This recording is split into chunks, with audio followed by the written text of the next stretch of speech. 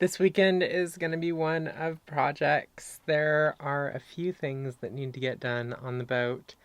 The big one, the promised one, is the cutterstay install. We're going to start that in this video. But first, while we wait for the weather to get just a little bit less gray and drippy outside, I think we're going to install the water filter for the sink. Because I replaced the water tank last year, I didn't really value putting in a water filter because I knew the water tank was brand new and I knew I was only going to be putting port water in that I filter when I fill the water tanks. So I thought that it would all be fine. And it still is fine when it tests, but there's a little bit of a funky taste to it and it has a little bit of a yellowish color to it. So going to add a water filter system. It should be pretty easy to get that done, but of course, just like all of my projects on Swirl seem to need, the first step is to clear out the cockpit locker, and since I just did a time lapse of that last week, I think I'm gonna do it off camera this time. Alright, welcome to inside the garage, so to speak. So this is the freshwater line. I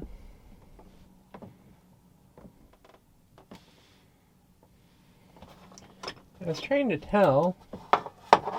It does look like there's some sediment in there. That's a good thing that we're adding a filter. The filter's a little bit bigger than I thought it was going to be.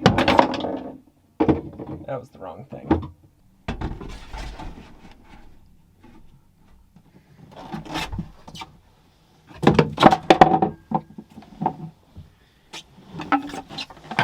Okay, so here is the filter. It's a little bit longer than I thought. So I'm trying to figure out where it's going to fit. It's not going to fit where I was thinking. So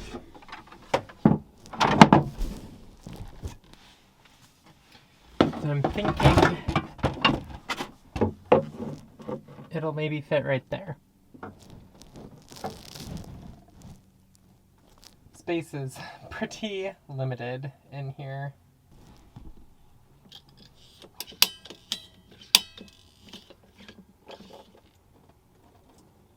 Well, I suppose that was inevitable. Alright, I think that turned out pretty well. So that is the water coming out from the tank. Goes in the back of the filter there.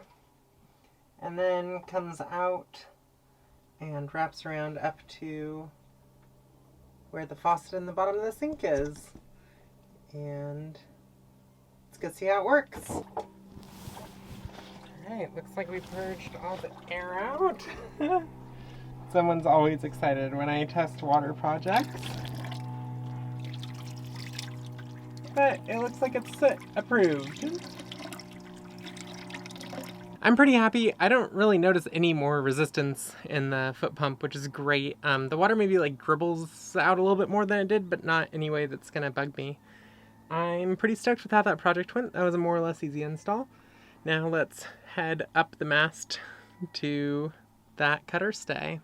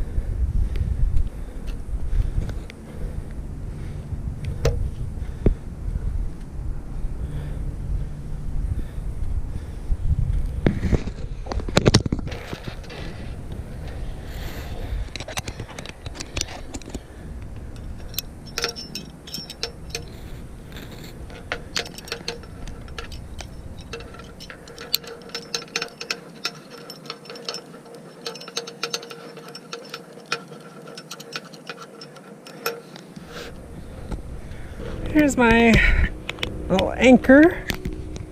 Comfortable enough.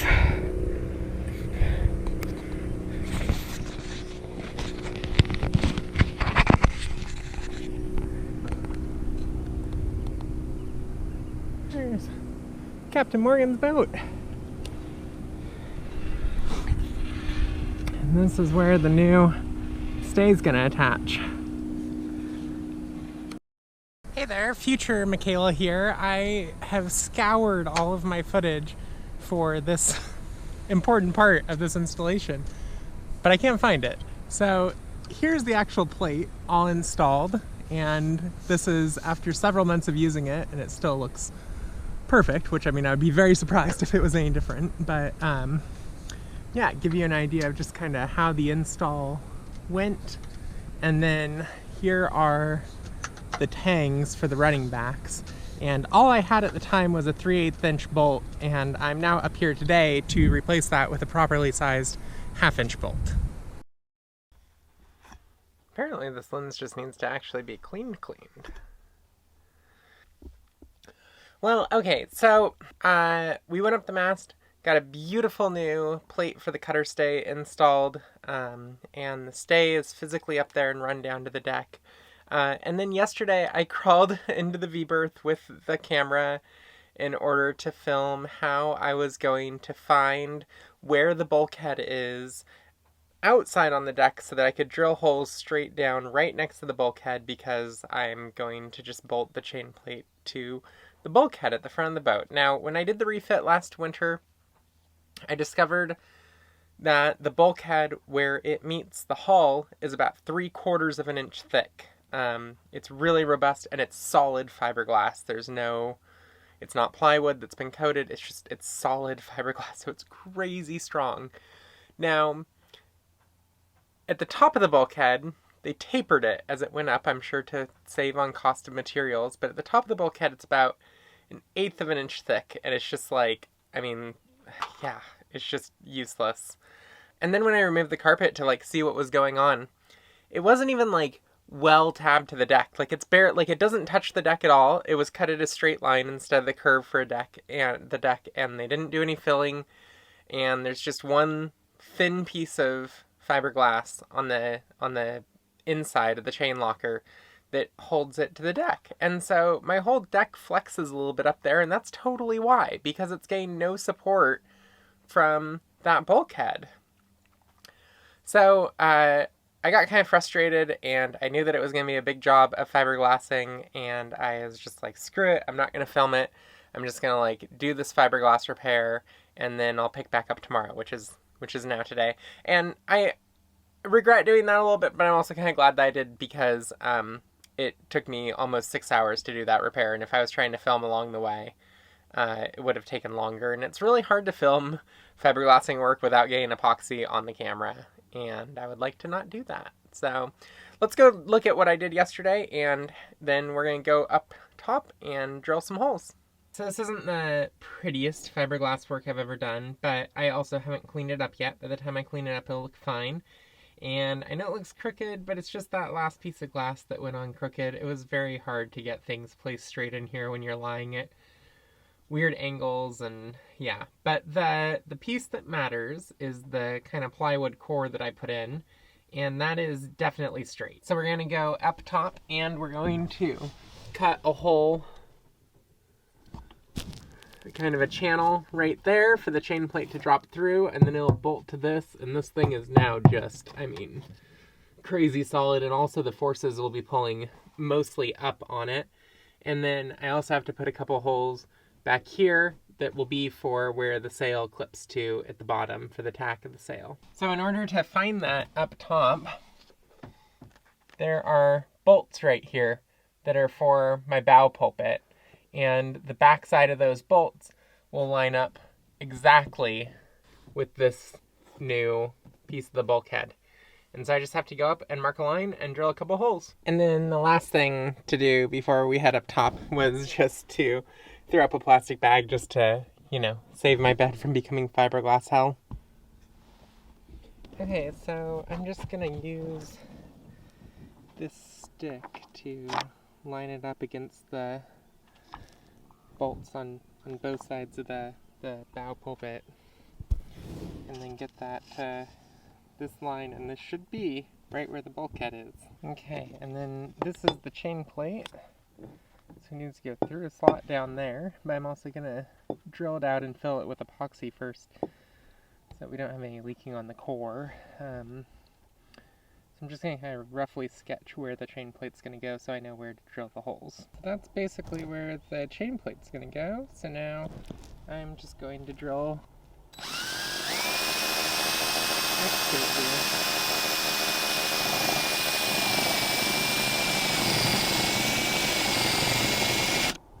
And I'm going to go grab the vacuum. Okay, so there is some really good dry looking core, and we're just going to fill that with epoxy, and then we'll drill the actual slot for the chain plate. Again, here is the chain plate, so it's going to slide right down in there. And then, taking into account the angle of the bend at the top here, we need to figure out where the attachment point for the sails to actually tack to is going to go. I think it's going to be about 3 inches behind that. Yeah, maybe 4. This is a trick I learned with installing these so that you get your U-bolts exactly, your holes exactly the right distance apart. You take a Sharpie and you just mark a bunch on the bottom and then press it down on the deck and it'll leave the ring so you know right where to drill the holes.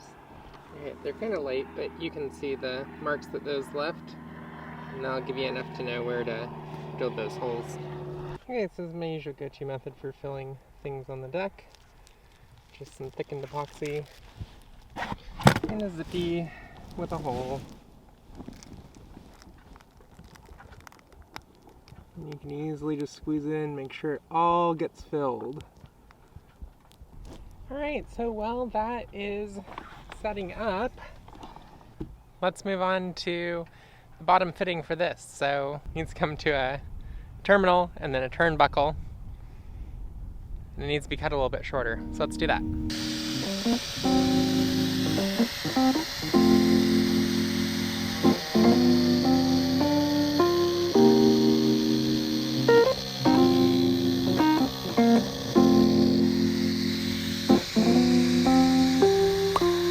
Bottle of champagnes all night, running up your mouth like it's all fine. She looking like a, she looking like a in a skirt tie. 또 뭔데 자꾸 어쩌고 저쩌고 입을 놀리는 거야. 너 혹시 나 예쁘다고 질투하는 거야? 그래봤자 타격감은 1도 없을 텐데 시크하고 유니크한 거 그게 나. Every day and night 다 나답게, oh 다 나답게. Every day and night 당당하게. 야야야 나 제발 오히려 난 지겠네. 따가운 어텐션이란 몸에 떠들어 마음 나 차가운 town. I'll bring the house down. 내 등장으로 긴장한 질투 어린 시선들 그건 이미 패스. 날 스캔하는 이 남자 한수 잘해 나였음 벌써 이미 패스. 너 뭔데 자꾸 비주얼 고주얼 일러 바치는 거야. 너 제가 죽으라면 죽는 신용이라도 할 거야? 좀 주체적으로 살아봐. 아 인생을 말이야 네가 없으면 잇몸으로 살아야 될 거 아니야. Every day and night 다 나답게, oh 다 나답게. Every day and night 당당하게. 야야야 나 제발 오히려 난 지겠네. 따가운 어텐션이란 몸에 떠들어 마음 나 차가운 town. Try me out.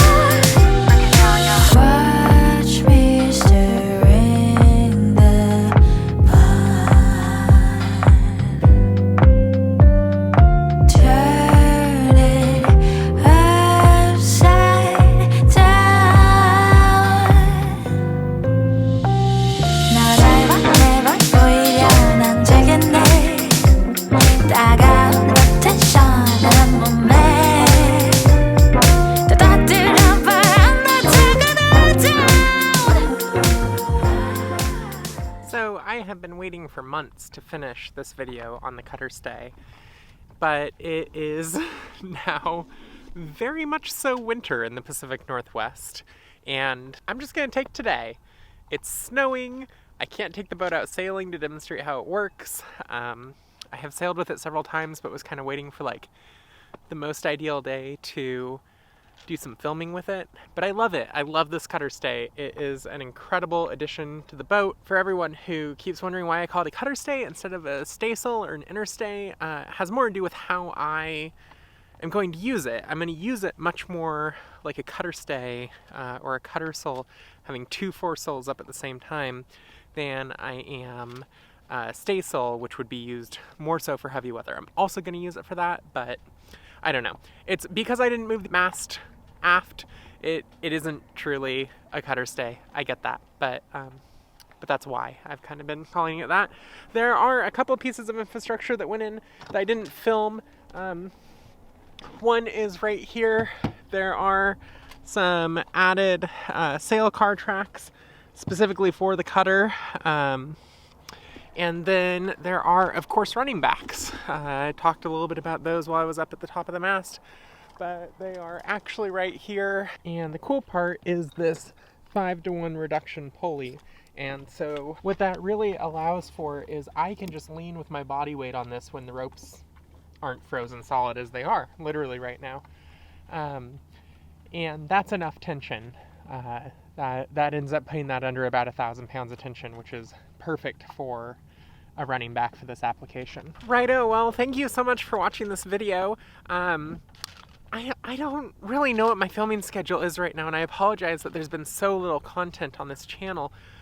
For the most part, I am just sailing around, making money for the circumnavigation, and going to work, and there's not that much interesting going on with Swirl. She is mostly ready to go. I am going to do some boat tour videos coming up here at some point.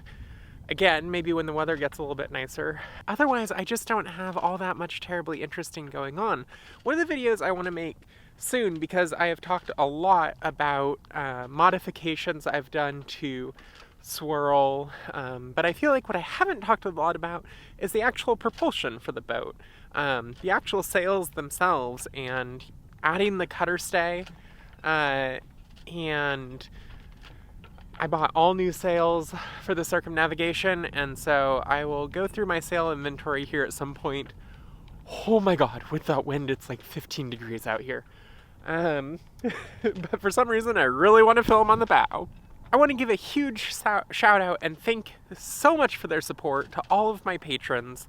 You are all amazing and have been so patient through this channel not having tons of content. I've been trying to get videos that I do make out about a month early to my patrons. So if you want to support the channel, and far more than just supporting the channel right now, you are supporting the first trans person to go around the world. The first trans circumnavigation. And if you want to get involved with that, head over to patreon.com/SVSwirl. All of you are making a huge, notable difference in this effort, and I just can't thank you enough. Really, from the bottom of my heart, thank you to each and every one of you, whether you give $3 a month or $200 a month. It is making a tremendous difference. So, soon there will be a video on sail inventory. Maybe once I can find somewhere to lay out the sails that isn't covered in snow. So it might be a couple weeks till I can even film that video. I hope you enjoyed this. I hope that you look forward to some sailing with the cutterstay. Last year... Was that last year? It was last year. Last year, I did some incredible sailing in both January and February, and I'm very excited to get back to that again this year. So hopefully there will be some sailing content in the next month or so, some very cold sails. And right now, I'm going to go curl up back by that fireplace because it is frickin' cold outside.